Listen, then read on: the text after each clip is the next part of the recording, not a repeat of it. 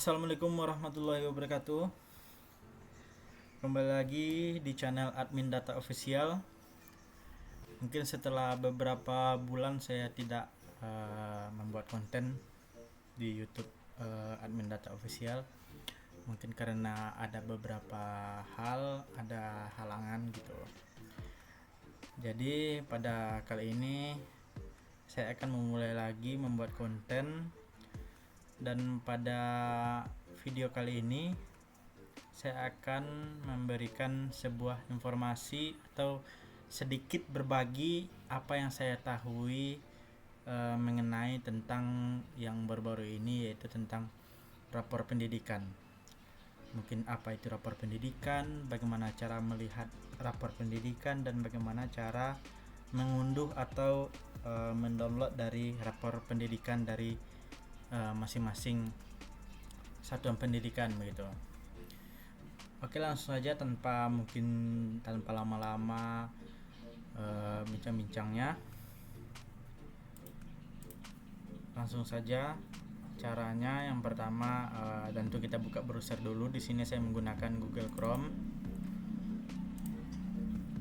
Kemudian langsung saja kita ketikkan rapor pendidikan.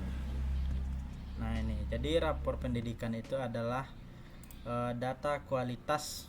Nih, bisa dilihat pengertiannya sini.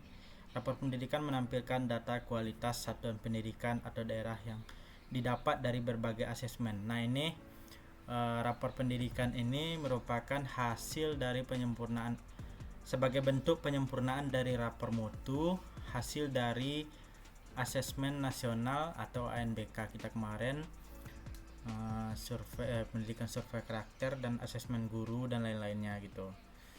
Kemudian bagaimana cara melihat dari kualitas rapor pendidikan kita? Langsung saja kita masuk sebagai satuan dinas pendidikan.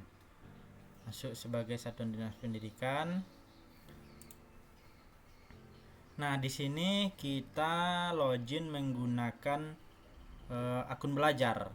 Nah, kemarin kan udah dibahas juga, atau mungkin sudah heboh juga mengenai akun belajar guru, murid gitu.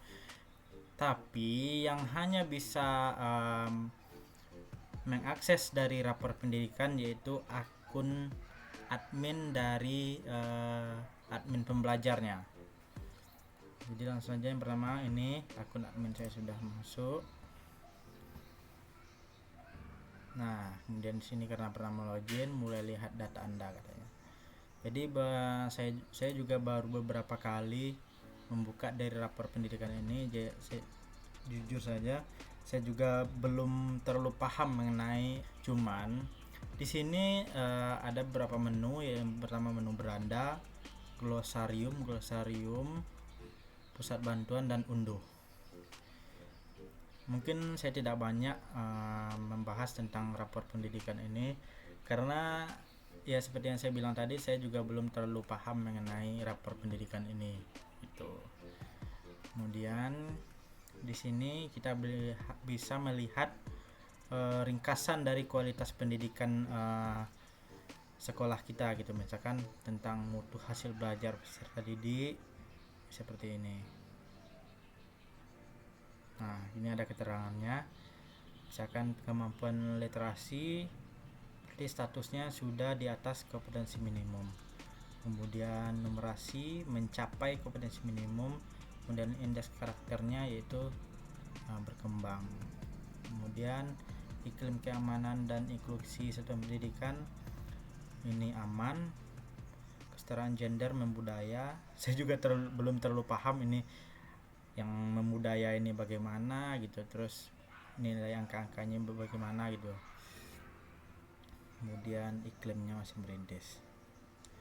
Nah, di sini kita bisa melihat dari rincian dari masing-masing prosesnya. Yang pertama kita lihat dulu rincian dari capaian pembelajaran peserta didiknya.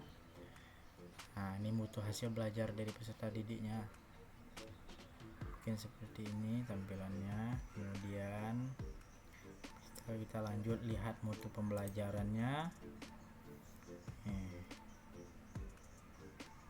Ini sangat berfungsi untuk terutama bagi sekolah penggerak ini. Kemudian jadi mereka bisa melihat bagaimana kualitas pendidikan mereka, kualitas dari mutu belajar siswanya, mutu pembelajaran dari gurunya bagaimana gitu, kompetensi gurunya bagaimana, sarprasnya bagaimana gitu. Ini sebenarnya hampir sama dengan rapor mutu gitu, cuman ini lebih dikembangkan gitu. Kemudian kita juga bisa melihat kompetensi dan kinerja GTK-nya. Nah, ini nilai ujian kompetensi gurunya baik. Nah, kayak ini peningkatan mutunya seperti pengalaman pelatihan GTK-nya masih merintis. Nah, seterusnya kita juga bisa melihat pengelolaan sekolah. Nah, kayak gini partisipasi warga sekolahnya masih selektif. Nah, ini pemanfaatan TIK untuk administrasi masih rendah. Nah, itu. Kemudian di sini glosarium. Glosarium ini sepertinya centang mirip seperti apa ini, Q&A ya, pertanyaan dan jawaban gitu. Glosarium seperti kamus gitu. Jadi kalau kita ragu mengenai apa gitu, kita bisa mencari istilah atau kata kuncinya di sini, nanti kita dapat menemukan jawabannya gitu. Kemudian pusat bantuan, ini juga informasi penting. Nah, di sini rapor pendidikan adalah platform yang menyediakan data laporan hasil evaluasi sistem pendidikan sebagai penyempurnaan rapor mutu sebelumnya gitu. Rapor mutu, nah ini bedanya rapor pendidikan dengan rapor mutu. Kalau rapor mutu mengukur 8 indikator capaian pendidikan berdasarkan standar pendidikan nasional. Kedua, data bersumber dari data Dapodik dan juga hasil pengisian input langsung oleh satuan pendidikan melalui aplikasi EDS. Kemudian jika rapor pendidikan mengukur indikator disusun berdasarkan input, proses, dan outputnya. Jadi input, proses, dan outputnya yang tadi itu, input, proses, outputnya yang ini tadi. Nah, ini inputnya, jadi dari sebelah kanan dia ternyata. Jadi inputnya tentang kualitas SDM dan satuan pendidikan. Kemudian prosesnya kualitas proses belajar peserta didik. Kemudian outputnya kualitas capaian pembelajaran peserta didik. Jadi dari kanan ke kiri ternyata gitu.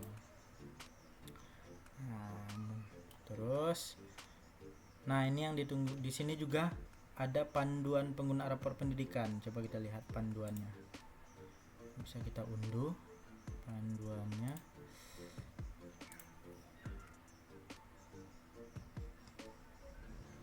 Oh, ini. Nah, ini. Di sini lengkap panduannya mengenai apa itu rapor pendidikan, kemudian fungsi dan manfaatnya, penggunanya. Nah, ini penggunanya hanya kepala sekolah dan tenaga pendidik yang ditunjuk. Tenaga pendidik yang ditunjuk itu misalkan kepala TU-nya atau operator Dapodiknya begitu. Kemudian ini cara-cara login yang tadi. Nah, nanti bisa dilihat aja masing-masing satuan pendidikan nanti bisa mengunduhnya gitu.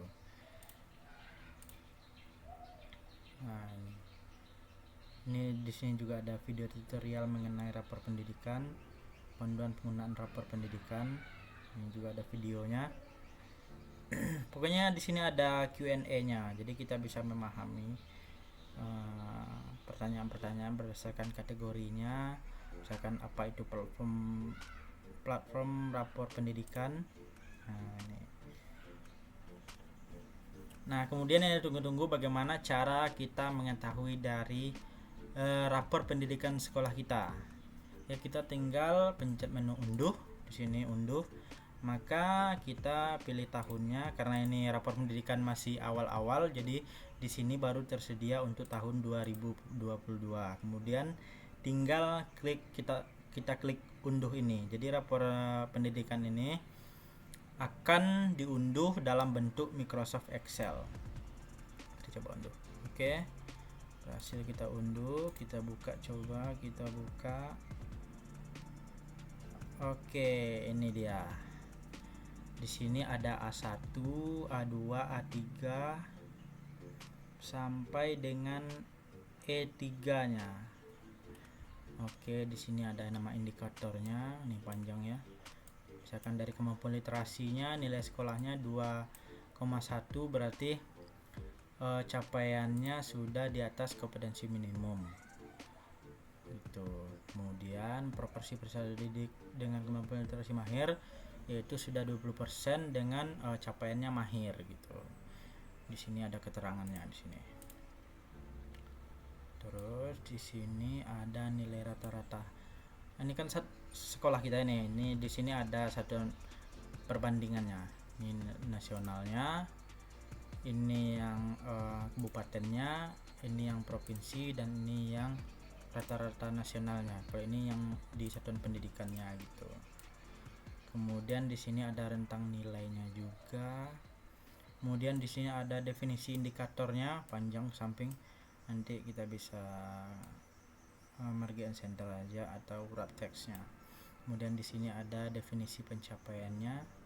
Ini waktu pengiriman ini kalau nggak salah ini waktu asesmennya ini. Kemudian di sini ada levelnya. Jadi begini tampilan dari rapor pendidikan yang sudah di-download gitu. Sudah download. Di sini ada keterangannya, berkembang, merintis. Kemudian ada konstruktif.